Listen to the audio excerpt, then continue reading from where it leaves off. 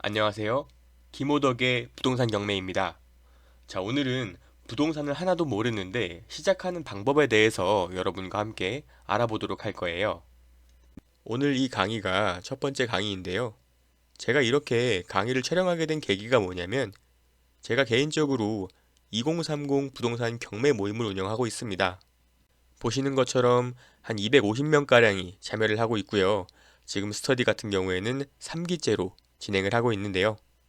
2030에게 있어서 부동산은 매우 낯설고 어렵습니다.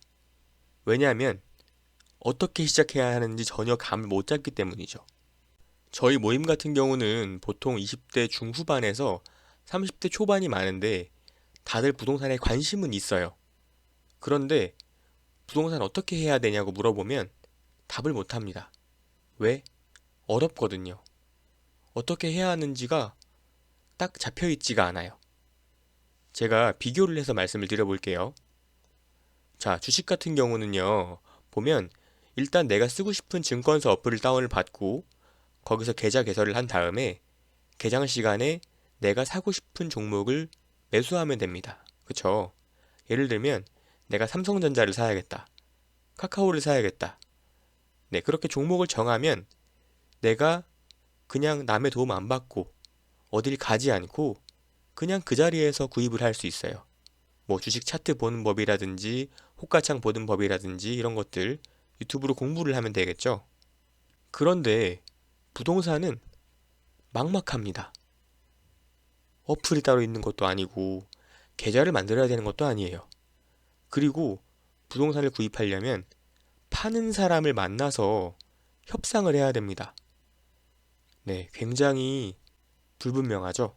그래서 2030들은 혼란에 빠집니다. 동네 부동산에 가봐야 되나? 직방, 다방, 네모 같은 어플이 있다는데 그걸 이용해야 되나? 계약서 작성을 해야 된다고 하는데 계약서는 어떻게 작성하는 거지?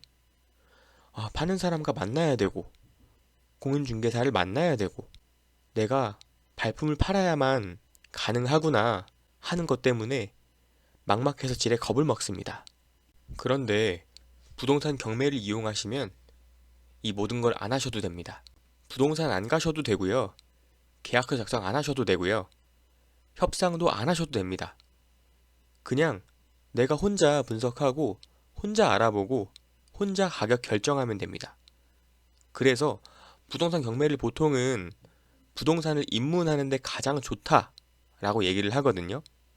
저도 2030들에게 부동산 경매가 부동산 입문을 하기에 가장 좋으니까 공부를 해라, 배워라 라고 말씀을 드리는 편입니다. 자, 그러면 어떻게 하시면 되냐면 바로 이렇게 하시면 됩니다. 일단 경매 사이트를 들어가서 어떤 물건들이 있는지 확인을 하고요. 그 중에 관심 가는 매물이 있으면 그 매물을 고릅니다. 그렇게 확인을 해보면 그 매물이 언제 경매가 이루어지는지 알 수 있는데요. 그때에 맞춰서 분석을 한 다음에 내가 얼마의 가격으로 경매에 참여할지를 정한 다음 입찰을 하시면 됩니다. 입찰이 뭐냐면 경매가 이루어지는 법정에 가서 내가 원하는 가격으로 경매에 참여하는 것을 의미하는데요. 경매의 경우에는 경매가 이루어지는 날 반드시 법정에 방문하셔야 되지만 공매의 경우에는 온라인으로도 가능합니다. 그래도 일반적인 부동산의 경우에는 부동산, 그러니까 공인중개사에 방문을 해서 매물을 확인을 해야 하는데 그러지 않아도 되기 때문에 훨씬 수월한 감이 있죠. 개인적으로 주식과 부동산의 가장 큰 차이점이 뭐라고 생각하냐면 주식의 경우에는 내가 사고 싶은 종목이 있으면 그거에 대한 정보를 인터넷 그리고 공시 사이트에서 찾을 수가 있고요. 쉽게 접근해서 구매할 수 있는 반면에 부동산은 내가 관심 가는 매물이 생기더라도 그 매물이 그걸 갖고 있는 사람이 팔지 말지 얼마에 팔지를 알기도 어렵고 그 부동산에 대한 내부 정보라든지 구체적인 정보를 확인하는 것도 한계가 있어서 쉽게 매수하기가 어렵다는 점을 들 수 있을 것 같습니다. 그런데 경매는 감정평가서라고 해서 경매 물건에 대한 평가 보고서가 나와 있는 경우가 대부분이고요. 언제 어디서 얼마의 금액부터 출발해서 이 물건을 팔겠다 하는 경매 기일이 나와 있기 때문에 부동산 소유자나 공인중개사를 거치지 않고도 경매에 참여해서 여러분이 부동산을 장만할 수 있습니다. 그럼 당장 한번 시작을 해보도록 하겠습니다. 네이버에 네이버 부동산 경매라고 검색을 하시면 이런 사이트를 확인하실 수가 있는데요. 네, 여기 보시면 경매라고 나와 있고 오른쪽 하단에 보시면 초보자 무료 경매라고 나와 있습니다. 한번 더보기를 눌러보겠습니다. 더보기를 누르면 다음과 같은 화면이 나오는데요. 오피스텔 아파트 위주로 매물들이 나와 있는 걸 알 수가 있고요.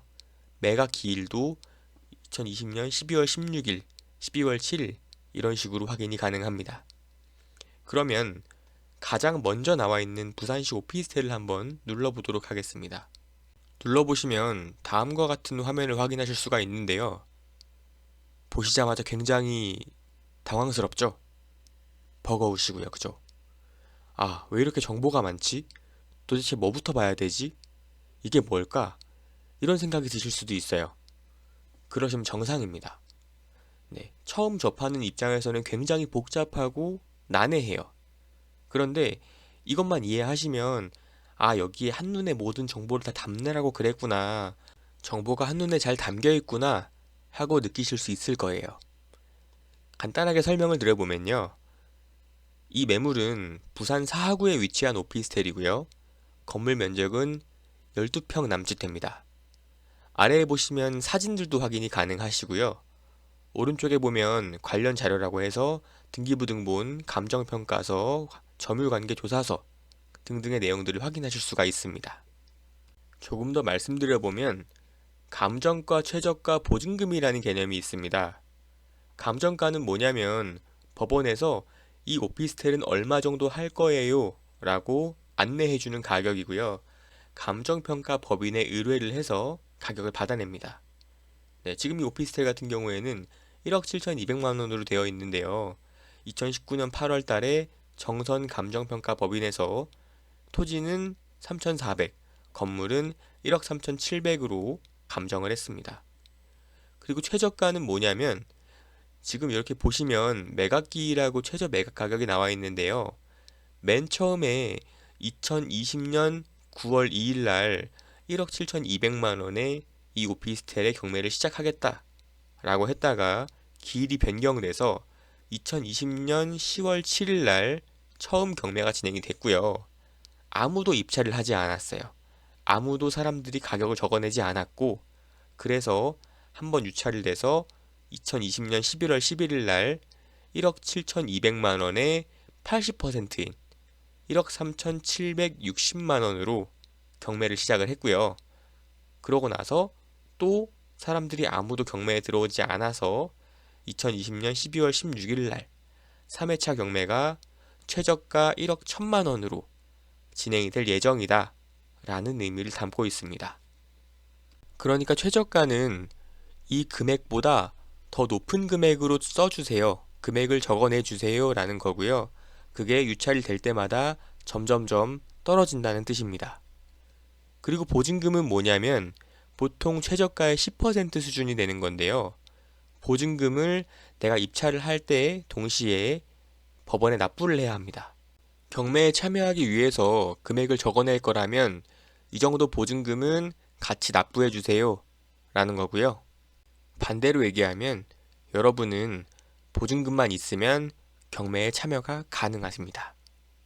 이게 왜 중요하냐면 2030 분들은 보통 부동산 경매, 부동산이라고 하면 내가 돈이 없어서 내가 금전적으로 지금 여유가 없는데 어떻게 부동산을 해?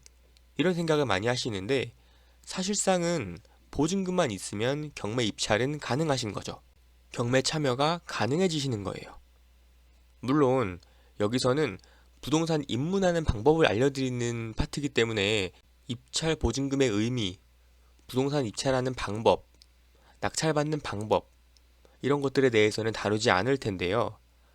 그래도 여러분들이 만약에 이 부산에 있는 오피스텔을 실제로 그냥 부동산에 가서 거래를 하려고 하셨다면 1억 7,200만 원이 필요하실 수도 있을 거예요. 근데 경매로 하심으로써 1억 7,200이 아니라 1,100만 원을 가지고 일단 도전해 볼 수 있다는 것 자체가 굉장히 매력적인 부분인 거죠. 지금까지 간단하게 부동산을 하나도 모르는데 어떻게 시작하면 좋을지에 대한 방법을 설명을 드려봤고요. 그 결론은 다시 정리해서 말씀드리자면 부동산 경매를 공부하자. 경매를 통해 부동산을 입문하자. 그리고 네이버 부동산 경매 사이트를 한번 들어가서 어떤 매물들이 있는지, 아파트 오피스텔은 얼마 정도 하는지, 입찰 보증금은 얼마면 되는지 이런 내용들을 한번 확인해 보자 라고 말씀드릴 수 있을 것 같습니다. 지금까지 김호덕의 부동산 경매였습니다. 시청해 주셔서 감사합니다. 다음번에 뵙겠습니다.